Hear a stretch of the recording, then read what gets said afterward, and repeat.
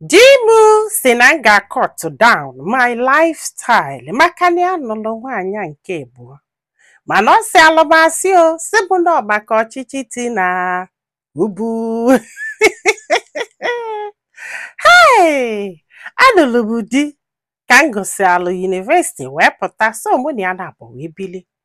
Anyị wee bido wee gbaba mbọ. Maka na ebe esi wee nụta m na my dad ji ego.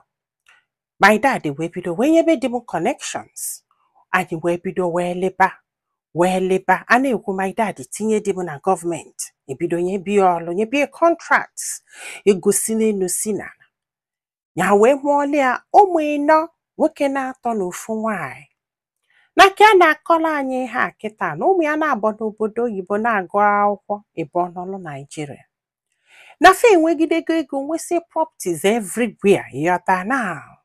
Na na-aga vacation every year. Na na-aga Dubai almost every year. Jena eme shopping like on the Valentine or Christmas, di enyi ego nyaga no shop or goods, everything. Things do. Ya do happy, di do happy. Anọgide di ebido chụba nwaanyị, yọta now.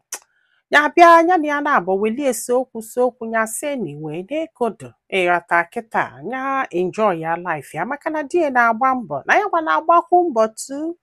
So ya agbaza di nkịtị ọ na-achụ nwaanyị. Ya fụkwanye eme anya ka ọ na ya mara na ya gwa nwekwara ebe ya si welu adụla onwe ya happy. Ọ bụrụzi ife a ga-akọla anyị hia. Ọkwana ya. Ọ sị m ọkwana ya na onwe this particular lady ya na di na-akwụ.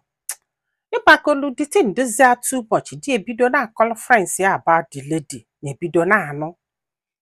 Ihe a wutekwa ya. Ya welu one day we say na ihe gị na this girl na-eme na ọ na-apụzikwa too much that people are talking about it. Di ga aka gị ọkpa. Ya gbe ya nkịtị ọ mara na ya ma na ya masị ala. Ya sị ya na ịma ụmụ aga agụgọ na ya ma ala gba gị nkịtị. Kama gị yuzukwe your brain o. Pịa ya nụ na ọha ya dịka duplex ịmara ọ bụrụkwa nke obele duplex ịfụkwa duplex ọha ya this lady. Ọ sị m ihe a wutie oluo one day na ife anọzikwa abụ na die je eme ego the girl. Na die je eme ego this lady. Na etu a si wee nọzi bụ na ọ kpọrọ ndị inner friends ya fa wee pop champagne maka this lady ọnụ. Na-agwaghị ya o. Na-agwaghị ya. Si m nne ike kwụlụ ọtọ gwa ya. Na amara ife a ga-eme. Do na the lady abatara bie nọ na that duplex ọha ya alịa ka ọ nọ. So die na-ejezi imagolo ada afụzi ya anya ọ pụọ mgbe o ji si ọbata just na-eme. Na achebu na oye nkịtị until ya amalụ na anụgo this lady. Osimala wee gbu ya na amara ife a ga-eme. Ya pa ihe acha onye akọrọ si ya na o nyere ya respect ebe ya kpọta ya n'ụlọ. Ya wee si oke, ya wee bidozie wee triple lifestyle ya. Because na ife niile fanwele bụ joint. Most of ife fanwele. Because na di enwere anything before nya bata na ndị ya before parents ya wee bunye nye. Ya wee bidozie Dubai ya na-eje etuwa ize ye. Ya wee bidozie o nwere ife ọbụla ya fọlọdọ mmanya chọrọ. The latest car, the latest jewelries, the latest wristwatch, everything. Osimo ya travel ebe ụmụ ya na-agụ akwụkwọ lo change elefancha niile, brand new apartment. Ụgwọ niile ya na-ana di ọ bụ na ya na-ana vie 5 naira, ya na-anazi 10 naira. Ịmagolo nye bido sesebezi ego atọfu iwe, sesebe ego. Di wee kpọọ ya wee sị ya na nwere ife a chọrọ ekwe ya. Na ọfụ ka ọchịchị ti na si wee do na ọ ga-cut down na her lifestyle. Na ego na-apụnụ dizi too much na ọ na-emezi nyanwa affect. Akwe ya tago. Ya wee chia wee sị ya ọ na-eme ga affect yes. O wee sị ya ego ya na-eli na-eme ga affect ka nwaanyị nke abụọ ịnọ. Ọ sị ya mba na ọ bụrụ nwaanyị nke abụọ na ego ọ na-eli. Ya wee sị ya ụnụ ebe afọ that lady bụ ego ole ka a na-akwụbe ye? How many million ka a na-akwụbe ye ebe afọ? Ego ole ka ịkwụ? So bankete. Ya wee sị ọkwa ịfụ na shishi tọlọ afọ 1 naira na ya da cut. In fact na ya na add. Na ọ gwasịrị ya sef wee sị ya ka achịnata ụmụaka n'obodo oyibo ka fabatazia Naija bịa gụba akwụkwọ maka ọchịchị iti na na onye ọbụla ga-cut down.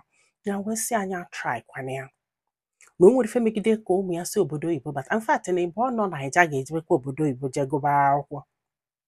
Ọ na-ekwunye emeghele travel nyala onye a na-esele ego because na mgbe fa na-agba mbọ ife niile bụ half and half. Nya na-adọla ego 50-50 nya sala wee gbadie ọsịmala wee gbadie nya na-esesa ego nya luo UK mepe akaụntụ. Kwambọsị na ya na-amịpụ ego na-edobe ebe afọ. Kwambọsị na ya na-amịpụ ego ọ chọrọ ịnụ nwaanyị na-abụ na ya ga-akụzili ekesa anụ nwaanyị na-abụ.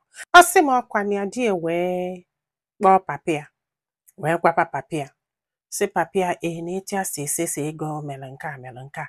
Ya wee gwa papi ya na ọnụ nwaanyị na-abụ papi ya wee tikete si ya gịnị ọ sị ya papi ya wee sị ife ọ chọrọ sị oke. Papi ya wee bido wee withdraw ba all the connections maka na papi ya na-eme ọfụma. Papi etogo nọ na gọọmenti wee bido wee withdraw ba na ihe ndị o mere expect na a ga-enye na-abịa n'iru.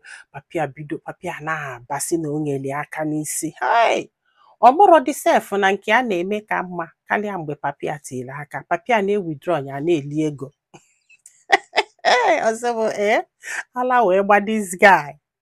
O wee bịa wee sekpụla ana wee bịa sị biko ya gbaghalị ya na-emego ọbụlụ mistake wee nọ nwaanyị na-abụ ya bikozi na ya na-arịọ ya na ọbụgodo na ụmụaka ama ihe a ya ha withdraw etu o si eri ego. Ya sị ya na ya ma withdraw chọọ court ka hapụ court elu oke eke everything ụzọ na-abụ ekeche nyekwukwuo na a ga-enye ụmụaka wee. Ọ sị ya na ịma onye papi ya bụ nọ ifi ya kwụ ka ọ ga-ala ndị na ya.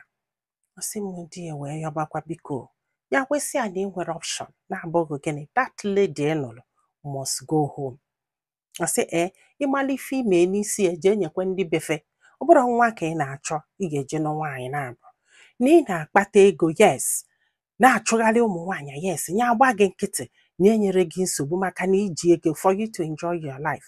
Mana ịkpọta nwaanyị ọzọ shove ọnya down her throat na nke ama mme ịghọtago ọkwa ifuru ọganyala gị na ya ga-erigide gị rituo gị na-atụ zero ya na-abịa nne ya. Di ya wee kwala ịmagolo ndị mmadụ tinyebezie nọ ndị mmadụ jụrụ ya sị kedu ife ọ na-anụrụ nwaanyị na-abụ. Nọmba 1 onye nụrụ a na ọ gwara ya nya onye anwa sị mba na ọ dịrọ mma. Onye nụrụ a sị mba because most of their friends maara onye di ya bụ before ya wee nụbịa. It was just a guy that was struggling then. Wee lụọ kịta wee wasabe ya anya. Ọ sị m mana ihe a ji wee wetara anyị akụkọ ọkịta bụ na di ya wee jekwulu dike wee sị ya na nne kosi wee do na ọ ga-anaba na ya ndụ sorry na a ga-aka ka aje return kwa ego o mere n'isi. Ọ sị m nne this lady wee bịa bie that the first day ọ bịa nọgide ọfụrụ ya, second day ọ bịa nọgide ọfụrụ ya, third day o wee bịa ya jesela na-abata wee fịa nwa wee fịa wee saa na wee na-arị ya sị biko mọmị ya biko ife ya melie ya gbaghala. N'eziokwu na di ya gwara ya wee nụbụ ya which ya yọrọ anya gwa ya ọjụ mana biko na ya na-arị ya na ife ọbụla ọ chọọ ka ya mee ma sị achụna ya. Ya si na a poor family wee pụta na since di ya nụrụ ya na na-efili ka onye bata n'eluigwe ya ma na ya melie ajọ ife ya biko ọ bụrụ na ebe ya bibu nsogbu si ha ya tali ya apartment ọ bụgodo one room si na ife ọbụla fa chọrọ inye si dee ka ya nwa sign ya ma sị hapụ ya ọ bụgodo nọọsụ apartment ahụ ya dee ka sign ya na ya ma ntinye aka n'ife ọbụla ya na di ya nwe n'ụwa. Ịghọtago ọ sị bụ na ka o kwurie no make sense. Ịghọta kịta ka sign ya akwụkwọ mana o nwere ike chi niile ọ mụtakwanụ nwa ke maka ụmụaka. N'eziokwu na di eji ego mana di kpasuru ewu by ịnụ that woman without agwaghị ya. That is number 1. Na onye ebelie na-emeli atọl bụ this lady mana ọ na-emeli too much duto na ụma na married man with children wee bịa ka wee nụbịa. Mana ọ jọkwalụ njọ ịfụsịa dị mmadụ ịdanye ịfụsịa dị mmadụ ịdanye ọ baka na o si etu wee dị.